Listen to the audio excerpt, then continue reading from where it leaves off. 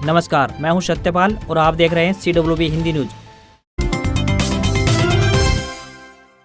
हरियाणा से विदाई और मानसून। सितंबर में बारिश ने तोड़ा रिकॉर्ड, 15 जिलों में सामान्य से अधिक। हरियाणा व एनसीआर दिल्ली में मानसून की विदाई से पहले जबरदस्त बारिश हुई, जिसका कारण बंगाल की खाड़ी पर बना लो प्रेशर एरिया रहा। इससे न केवल पिछले 1.5 महीने का सूखा खत्म हुआ है, बल्कि इससे पहले जहां हरियाणा के ज्यादातर जिलों में सामान्य से कम बारिश हुई थी, वहां केवल 3 दिनों में ही सामान्य से अधिक बारिश दर्ज की गई। हरियाणा व एनसीआर दिल्ली में मानसून की विदाई सम्मानजनक उपस्थिति के साथ होगी। हरियाणा एनसीआर दिल्ली में मानसून की वापसी के लिए आने वाले 2 से 3 दिनों के बाद परिस्थितियां और अनुकूल हो जाएंगी। ऐसे में संपूर्ण हरियाणा व एनसीआर दिल्ली से 30 सितंबर से लेकर 1 अक्टूबर तक मानसून की विदाई की प्रबल संभावनाएं बन रही हैं। नवरात्रि स्पेशल। बैलगाड़ी का पहिया आगे न बढ़ने पर भिवानी में बना था भोजावाली देवी मंदिर। घरों तथा मंदिरों में माता रानी के अखंड ज्योत की पूजा शुरू हो चुकी है। भिवानी शहर के 2 मुख्य मंदिरों में भक्त माथा टेक माता रानी से परिवार से सुख समृद्धि की कामना कर रहे हैं। इन मंदिरों का निर्माण कब हुआ तथा निर्माण होने की वजह भी बेहद रोचक है। सदियों से चली आ रही आस्था दिन प्रतिदिन बढ़ती जा रही है। रेलवे लाइन पर दुर्गा मंदिर का निर्माण जहाँ भारत पाक विभाजन के 12 वर्ष बाद हुआ, तो वहीं भोजावाली देवी मंदिर का निर्माण भी उस समय किया गया जब बैलगाड़ी का पहिया आगे ही नहीं बढ़ा। नया बाजार स्थित भोजावाली देवी मंदिर की एक पुरानी परंपरा के अनुसार एक सेठ बैलगाड़ी में देवी मां की मूर्ति रखकर ले जा रहा था। जब बैलगाड़ी इस स्थान पर पहुंची तो बैलगाड़ी के पहिए जाम हो गए। लाख प्रयास के बावजूद पहिए नहीं हिले तो रात के समय आकाशवाणी हुई कि मेरी प्रतिमा की स्थापना इस स्थान पर करवा दो, जिस पर सेठ ने अनुष्ठान के साथ पेड़ के नीचे देवी मां की प्रतिमा की स्थापना करवाई। करीब 90 साल पूर्व सेठ ताराचंद ने देवी मंदिर की अहमियत समझते हुए बिजली का कनेक्शन 6.5 रुपए खर्च कर लगवाया था। करीब 300 साल से देवी मां की आराधना होती आ रही है। खुशखबरी। माजरा एम्स निर्माण के लिए बढ़ा एक और कदम। जमीन का कब्जा लेने जल्द आएगी केंद्र की टीम। माजरा में प्रस्तावित एम्स के निर्माण को लेकर एक कदम और आगे बढ़ने जा रहा है। केंद्रीय स्वास्थ्य मंत्री मनसुख मांडविया से बातचीत करने के बाद केंद्रीय मंत्री राव इंद्रजीत सिंह ने दावा किया है कि जल्द ही केंद्रीय स्वास्थ्य विभाग की टीम जमीन का कब्जा लेने के लिए आएगी। मंगलवार को एक बयान में राव इंद्रजीत सिंह ने कहा कि अक्टूबर मध्य तक केंद्रीय स्वास्थ्य विभाग जमीन से संबंधित औपचारिकताएं पूरी कर लेगा। राव इंद्रजीत सिंह ने कहा कि केंद्रीय स्वास्थ्य विभाग को जमीन सौंपने के बाद एम्स के शिलान्यास का रास्ता भी साफ हो जाएगा। उन्होंने बताया कि माजरा में बनने वाला देश के 22वां एम्स का शिलान्यास देश के प्रधानमंत्री श्री नरेंद्र मोदी जल्द ही करेंगे। वे लगातार प्रधानमंत्री कार्यालय के संपर्क में हैं। वहीं केंद्रीय मंत्री ने बताया कि माजरा एम्स 750 बिस्तरों वाला अस्पताल होगा, जिसमें मेडिकल कॉलेज, नर्सिंग कॉलेज सहित आईसीयू स्पेशलिस्ट व सुपर स्पेशलिस्ट सहित करीब 1500 व्यक्तियों को प्रतिदिन ओपीडी में देखने की सुविधाएं होंगी। इसके अलावा प्राइवेट वार्ड, ट्रामा बेड व आयुष बेड की सुविधाएं भी कैंपस में मिलेंगी। पहली बार गीता महोत्सव का साक्ष्य बनेगा 18 मंजिला ज्ञान मंदिर। अब की बार 18 मंजिला ज्ञान मंदिर अंतर्राष्ट्रीय गीता जयंती महोत्सव का साक्ष्य बनेगा। इतना ही नहीं, इस वर्ष गीता महोत्सव के दौरान ज्ञान मंदिर में विशेष कार्यक्रम आयोजित किए जाएंगे। यह फैसला ज्ञान मंदिर में आयोजित श्री ब्रह्मपुरी अन्नक्षेम आश्रम ट्रस्ट की बैठक में लिया गया है। कुरुक्षेत्र में निर्माणाधीन ज्ञान मंदिर एशिया का सबसे ऊंचा मंदिर है। मंदिर का निर्माण कार्य जोरों शोरों से चला हुआ है। पहली बार गीता महोत्सव में भी ज्ञान मंदिर की सहभागिता रहेगी। मंदिर में विशेष कार्यक्रम का आयोजन किया जाएगा। जल्द ही यहाँ आयोजित होने वाले कार्यक्रमों की रूपरेखा तैयार कर ली जाएगी। इसके अलावा अक्टूबर महीने में होने वाले सूर्य ग्रहण के अवसर पर ज्ञान मंदिर में विशेष भंडारे का आयोजन किया जाएगा। वहीं इसके अलावा भी अन्य कार्यक्रम आयोजित किए जाएंगे।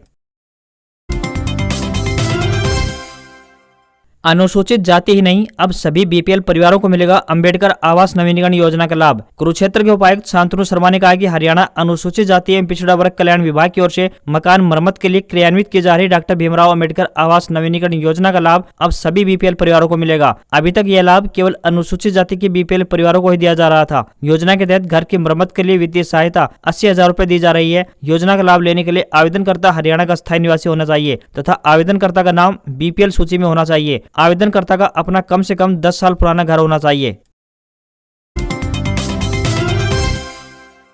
दिव्यांगजन सरकारी योजनाओं का लाभ लेने के लिए 31 दिसंबर तक बनवाएं यूडीआईडी कार्ड। कैथल के डीसी डॉक्टर संगीता ने कहा कि जिन दिव्यांगजनों ने अभी तक अपना यूडीआईडी कार्ड नहीं बनवाया है, वे आगामी 31 दिसंबर तक अपना कार्ड अवश्य बनवा लें। कार्ड में संबंधित दिव्यांग की सभी आवश्यक सूचनाएं उपलब्ध होंगी। उपायुक्त ने यह भी कहा कि कार्ड बनवाने के उपरांत दिव्यांगजनों को विभिन्न प्रकार के दस्तावेजों को साथ लेकर चलने की आवश्यकता नहीं होगी। भविष्य में यूडीआईडी कार्ड एकमात्र ऐसा दस्तावेज होगा जिसमें दिव्यांगजन की दिव्यांगता की पहचान करते हुए उन्हें दिव्यांग से संबंधित सभी योजनाओं को लाभ दिया जा सकेगा। यदि कोई आवेदक स्वयं ऑनलाइन आवेदन नहीं कर सकता है तो वह किसी भी कार्य दिवस पर अपना आवेदन फार्म भरकर जिला समाज कल्याण अधिकारी कार्यालय में जमा करवा सकता है। उन्होंने कहा कि 31 दिसंबर से पहले जिला के सभी दिव्यांगजन अपना यूडीआईडी कार्ड अवश्य बनवा लें ताकि किसी भी दिव्यांगजन को संबंधित सुविधाएं लेने में कोई परेशानी न आए।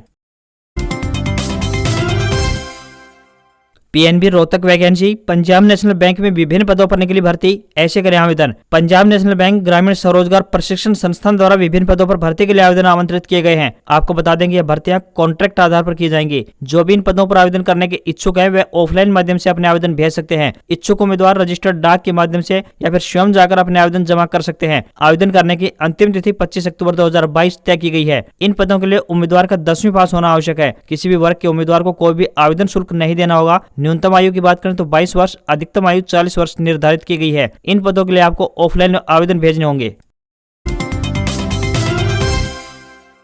अब मिलेगा महंगे डीजल और पेट्रोल से छुटकारा। मार्केट में आया पहला इलेक्ट्रिक ट्रैक्टर, एक बार चार्ज में 8 घंटे करेगा काम। भारत सरकार अगले 15 दिनों में इलेक्ट्रिक ट्रैक्टर लॉन्च करने जा रही है। इस बात की घोषणा खुद केंद्रीय सड़क परिवहन मंत्री नितिन गडकरी ने दी है। उन्होंने बताया कि सरकार अगले 15 दिनों के भीतर देश में इलेक्ट्रिक ट्रैक्टर को लॉन्च करेगी। हालांकि अभी तक ट्रैक्टर की किसी भी फीचर्स का खुलासा नहीं किया गया है, लेकिन ऐसा जरूर कहा जा रहा है कि इस ट्रैक्टर में बैटरी का इस्तेमाल किया जाएगा और यह पूरी तरह से इलेक्ट्रिक होगा। आपको यहाँ पर बता दें कि यह देश का पहला इलेक्ट्रिक ट्रैक्टर नहीं है। इससे पहले भी वाहन निर्माता कंपनी सोनालिका इलेक्ट्रिक ट्रैक्टर को लॉन्च कर चुकी है। कंपनी ने इस ट्रैक्टर को टाइगर इलेक्ट्रिक के नाम से पिछले साल दिसंबर में लॉन्च किया था। इस ट्रैक्टर की सबसे बड़ी खासियत की बात करें तो डीजल ट्रैक्टरों के मुकाबले 1/4 से भी कम खर्च में इस्तेमाल किया जा सकता है। कंपनी के मुताबिक इसे घरेलू सॉकेट से चार्ज किया जा सकता है और यह मात्र 10 घंटे में फुल चार्ज हो जाएगा। आप ट्रैक्टर की इस बैटरी को फास्ट चार्जर की मदद से 4 घंटे में फुल चार्ज कर सकते हैं। इस ट्रैक्टर को 2 टन ट्रॉली के साथ काम करते समय 24.9 किलोमीटर प्रति घंटे की टॉप स्पीड और 8 घंटे का बैटरी बैकअप प्रदान करता है। प्राइस की बात करें तो महज 5,99,000 एक्स शोरूम कीमत रखी गई है।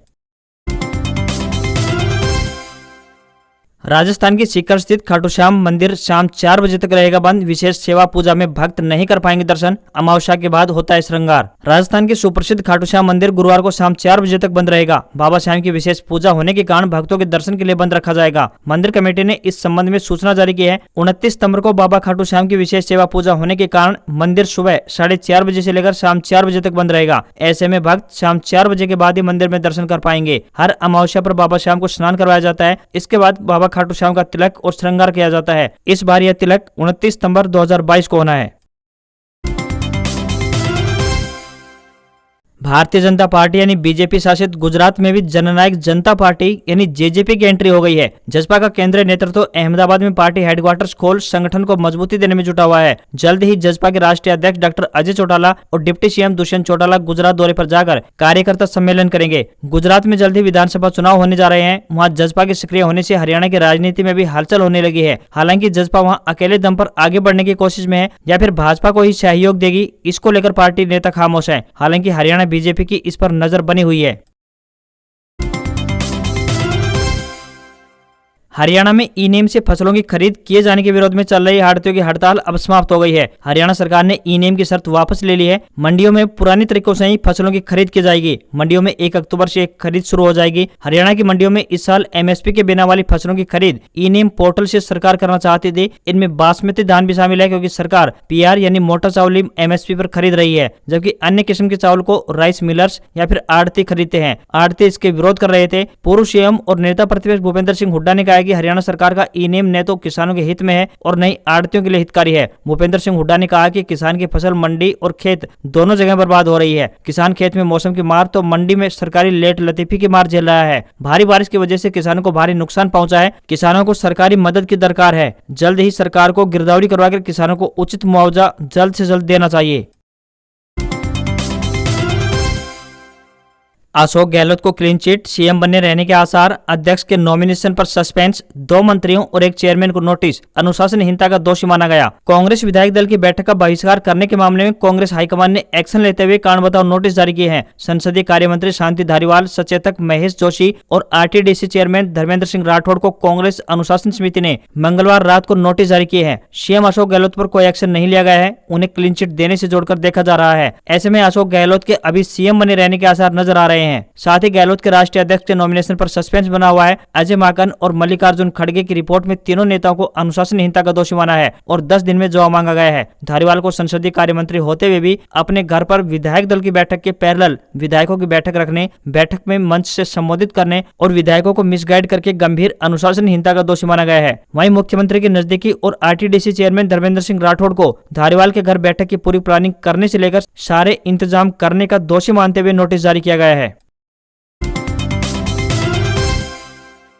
शिंजो आबे का राजकीय अंतिम संस्कार, पीएम मोदी और जापान की रॉयल फैमिली ने श्रद्धांजलि दी। मोदी दिल्ली रवाना हुए। जापान के पूर्व प्रधानमंत्री शिंजो आबे का स्टेट फ्यूनरल कार्यक्रम टोक्यो के निप्पॉन बुडोकोन कम्युनिटी सेंटर में किया गया। यहाँ भारत के प्रधानमंत्री श्री नरेंद्र मोदी समेत 700 से ज्यादा वर्ल्ड लीडर ने उन्हें श्रद्धांजलि अर्पित की। इसके बाद नेशनल एंथम हुआ और आबे को 19 तोपों की सलामी दी गई। आबे की याद में 2 मिनट का मौन रखा गया। शिंजो आबे की 8 जुलाई को गोली मारकर हत्या कर दी गई थी। इसके बाद पारिवारिक तौर पर शिंजो का अंतिम संस्कार 15 जुलाई को कर दिया गया था। लिहाजा जो स्टेट फ्यूनरल हुआ वो प्रतीकात्मक था। स्टेट फ्यूनरल कार्यक्रम में जापान की रॉयल फैमिली भी मौजूद रही। भारतीय समय के मुताबिक स्टेट फ्यूनरल का कार्यक्रम 27 सितंबर को सुबह 10:30 बजे प्रारंभ हुआ। ये करीब 1.5 घंटे चला। यह अमेरिका के उपराष्ट्रपति कमला हैरिस, सिंगापुर के पीएम, ऑस्ट्रेलिया के प्रधानमंत्री, वियतनामी राष्ट्रपति, दक्षिण कोरिया के प्रधानमंत्री, फिलीपींस के उपराष्ट्रपति, इंडोनेशिया के राष्ट्रपति मारूफ अमीन, यूरोपीय परिषद के अध्यक्ष चार्ल्स मिशेल समेत 700 प्रतिनिधियों ने आबे को श्रद्धांजलि अर्पित की। प्रतीकात्मक अंतिम विदाई समारोह पर करीब 97 करोड़ रुपए खर्चा हुआ है। यही वजह है कि इसका विरोध हो रहा है। विपक्ष और आम जनता को लगता है कि सरकार के खर्च पर आबे का अंतिम संस्कार पैसे की बर्बादी है। स्टेट फ्यूनरल सेरेमनी से पहले पीएम मोदी ने जापान के पीएम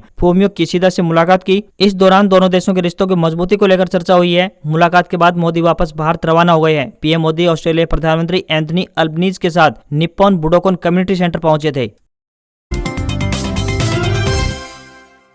बाजार में लगातार 5वें दिन गिरावट। सेंसेक्स 37 अंक गिरकर 57,107 पर बंद हुआ। आईटी और फार्मा सेक्टर में तेजी दिखाई दी। भारतीय शेयर बाजार में गिरावट दर्ज की गई है। लगातार 5वें कारोबारी दिन बाजार गिरावट के साथ बंद हुआ। सेंसेक्स 37 अंक गिरकर 57,107 तो वहीं निफ्टी 9 अंकों की गिरावट के साथ 17,007 के स्तर पर बंद हुआ। सेंसेक्स के 30 में से 18 शेयरों में तेजी दिखाई दी। वहीं 12 शेयर्स गिरावट के साथ बंद हुए। निफ्टी के टॉप गेनर्स में Cipla, Tata consumer, Shri cement, power grid, IndusInd bank रहे तो वहीं hero MotoCorp, Adani ports, Titan, Tata steel, SBI life top losers रहे। सराफा बाजार में सोना 49,529 रुपए प्रति 10 ग्राम पर पहुंच गया है। वहीं चांदी की बात करें तो चांदी 55,391 रुपए प्रति किलोग्राम पर पहुंच गई है। $1 का रेट 81 रुपए 58 पैसे के स्तर पर पहुंच गया है।